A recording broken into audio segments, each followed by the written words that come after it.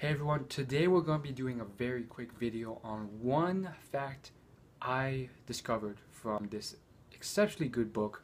The book's called 50 Secrets of the Longest Living People. Now, this book goes into extensive detail on uh, these amazing longest living people of all time, people who have lived 100 years. And it goes into a lot of scientific nutritional data on all these different things, from the chemicals to why it helps your system and which quantities of which foods and drinks work to help you and which foods you should avoid, which types of food, why small quantities of red wine occasionally will help lower your cholesterol, all this amazing stuff. And before I get into the one fact I found about this is that, let me just tell you, this is a clear example of one instance of a person who does not truly acknowledge or appreciate the power of a book. I think everyone is biased in a certain way in doing this. It's a unfortunate problem, and that is why people buy books and read like 1% of them and throw them away, and they never get anything in. And what that bias is this whole thing of, oh, I'm already so smart. What can this book teach me? I have a degree in this. I have a degree in that. I am already so accomplished. There's nothing in this book that can really help me. And it's astounding how many people have this bias. And you don't have to read every word in a book. Oftentimes you shouldn't, because some books have a lot of filler in them just to fill up the pages so that it's thick enough to be published. This is a book I would say at least 80% of it is actual straight up knowledge. And I've gone through a lot of crappy books, so I feel I have a decent measure. And this book is just straight up on point, all knowledge, no fluff in it. And my example I want to tell you is about a person I consulted, and it's not the only person, but this person, I finally convinced them to check out this book, and I got back to them and they said they read the whole thing, and I was like, well, what'd you learn from it? Long pause. I learned a lot. Well, what'd you learn from it? Well, I learned a lot of things. Like what? Long pause. I learned about eating healthy food. And you can imagine how the conversation goes. It was very drawn out, very tedious. And then I finally, long story short, they provided me some very generic common sense things. And then I'm asking them about this. It's like, this book is chock full of very awesome things. It's not as simple as you think. And it was just like arguing with a wall. It was just like trying to whitewater raft upstream as hard as you can, despite the currents coming down against you. And there's so many people like this, and I've experienced similar situations, just debating with people or trying to trying to see if they have an open mind and could have and possibly open to new perspectives or beliefs. But it was just very difficult, and some of these individuals may not be accomplished, others are very accomplished, and both have these biases, and it works in the same way. If you're very smart, or you have a lot of accomplishments, you make a lot of money, you have a lot of degrees or certifications, you may think you're just too good for this, or there's nothing in this book, or it's common sense, and it very much biases you. And on the flip side, if you're dumb or you don't have these degrees or anything, you just think it's common sense, or there's no need for it. And ultimately, this book is immensely amazing on the nutritional side, on all other sides of the puzzle. And it's very interesting seeing these people look at things with these exceptionally rose-colored glasses. And unfortunately, it's one of those things where you can try your hardest, but you can't change people. You can open doors, but they have to choose to walk through them themselves. So it's very interesting. If you want to develop yourself, if you think you're a smart, scientific, objective person who wants to succeed, it may be better to open your eyes. Try your best to take off these rose-colored glasses. you may never take them off completely just because of how biased we are in our nature.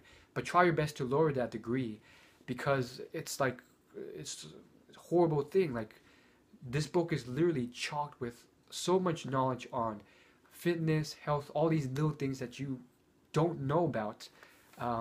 And literally, they're looking through these rose-colored glasses, and they go through this 400-page book, and they're like, common sense, unnecessary, throw it away.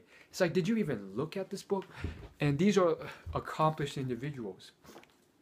Anyhow, I mean, I can talk about a lot of things in this book. I want to just talk about one or two items in this book. The book, again, is called 50 Secrets of the World's Longest Living People. If I remember, I'll probably forget. I'll leave a description, a link in the description to this book. You can get it on Amazon.com. Let me just tell you about some interesting things about this book.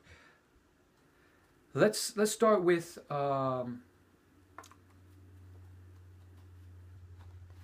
let's start with a great one, which is exercise your mind. So, what does this mean?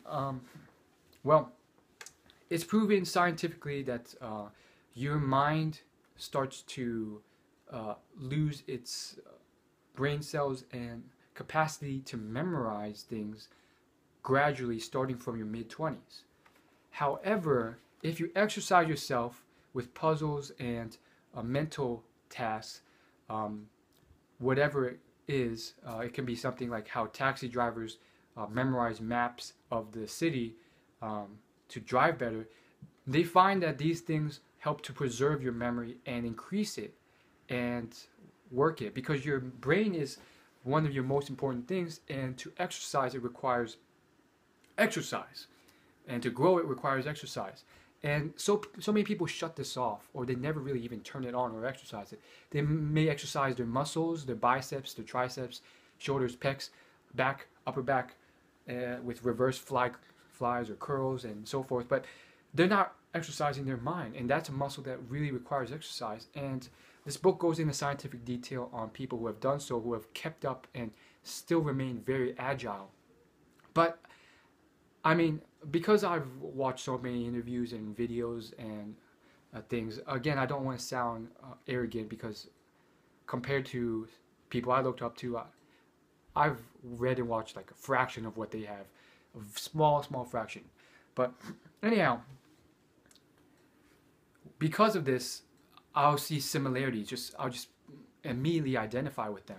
One of them was when I was listening. That's right, just listening to a interview. That's what I do with YouTube videos sometimes. Sometimes you may do this with mine. You do something else while just listening to them. I was listening to an interview with Warren Buffett. Now, this man is like in his mid-80s, and he is agile, quick, prompt, very intellectual, very, very smart at his age. Now, do you see many 80-year-olds at that level? No, I mean, not at all. Like, if you really go out and just sample a bunch of 80-year-olds, they're not as quick and prompt and on point as this person. And this, the book again explains this in detail. It helps with mental exercises, and all these things help with preventing things like dementia and all these things that a lot of 80, 90-year-olds suffer with. Charlie Munger is the same way. He's in his 90s. He's very quick, adept, all these components, and very smart. And why is this the case? Well, they asked him this in an interview, and Warren Buffett answered with a little bit of a tongue-in-cheek joke, but he was like, well, I always love to exercise my mind. I read and do a lot of calculations and play a lot of mathematical games like bridge every single day. And I heard, I mean, from what I've learned about his lifestyle, he spends like his whole day reading and just doing calculations and all this stuff and thinking. And his IQ is already off the charts naturally, but he uses it. I mean, there's people with high IQs who just like, they're lazy, they don't exercise their mind, and they sit on a couch and watch TV all day. Like, you can be a part of Mensa, the high IQ society, and still just become a sloth-like dementia, um, mentally unexercised person when you hit 60 years old, if you're just not exercising your mind, no matter how big your IQ is. The reason for that is another saying that Warren Buffett says, which is that it's not the size of your it's not the size of your engine, but the efficiency. So you can have a 200 horsepower engine, and if you're not exercising it or being efficient with it, it's useless. Like, it's better to have like a 100 horsepower engine that you're using 100%. So you kind of get the point. But generally, what this book is saying is that, and what Warren is saying is that, well, his joke was that if all I did every week was think about when I'd get my next haircut, I'd be a complete mess. So unfortunately, that's what a lot of people who are retired choose to think or do. They spend a lot of their times not doing much, and they, not knowing it, fall into a trap of just like not doing a thing, just watching TV or doing nothing to exercise their mind, or they're just completely bored, or they just do things that melt your brain, like TV shows and sitcoms and stuff like that. And believe me, in my childhood, I guarantee you there have been issues where I just got addicted to those things, and they really did just melt your mind. Like, the jokes got old and stuff like that, but still, it was one of those things that constantly just melted your mind, and it didn't do any good, and it's just unproductive, and you're still addicted to it. So ultimately, long story short, the purpose of this whole exercise, and this one thing out of the 50 things in this book, is that you want to keep exercising your mind and developing it and keeping it up to date so that you can grow. And if you're watching this video already, you're already ahead of the crowd in many ways. And I mean, maybe even if you stumble across this by luck, like you're ahead of the game. Like, there are loved ones and people I know who I can try and help them, but if they don't want to help themselves and I open the doors, I can't drag them through the doors. So you may be doing a huge thing just by being open to this and working on this. So how can you do this? There's many ways of exercising your mind. Mathematics. Warren does a lot of highly complex mathematical computations, accounting-wise and financial-wise. You don't have to go that insane, but there's also a lot of financial or mathematical games like Texas Hold'em poker, or I guess you can say bridge. Bridge is one that Warren Buffett plays a lot. Chess, kinda, but it really depends on what you're doing with chess. And a lot of these games, like if you're just playing them for fun, it's not as useful. But if you start working and memorizing and understanding the mathematics behind it, and the mathematical models and the probabilities, and you're using those, that's where it can help. And it doesn't have to be those things. There's so many different areas, such as taxi cab drivers who memorize mathematical roots. Exercising your memory is very helpful. I know it's very tough to do, like, but you kind of want to find something that works for you. Because for me, there's been those instances where I pushed myself, even though I hated it, to just memorize like a few things or like a list of things, and I always hated it. And I know it would help me and keep me on top from going insane or just become very like bleh, but it was still very boring and agonizing and painful and tedious. So my highest suggestion is to try. There's so many different ways of exercising your mind. So try the thing that really engages and is not boring for you, and might be a little fun. So for instance, I play a video game called League of Legends, and there are certain aspects of the game where it gets into probabilities and item mechanics and which item works better, and math. Honestly, there's not a lot of math in it, so it's not the best example, but it's moving towards the right things. Like, you want to exercise your brain in the right way and keep it agile and up to funk. Just look around. There's different things that can be done. So many different avenues, whether it's memorizing the map for your city like a taxi driver does, or whatever it is, work on it. Be innovative, be creative. Anything can be used. I'll see you guys later. As always, like, favorite, comment, subscribe. If you're subscribed, I'll see you in my next video. If you like this video, leave it a like.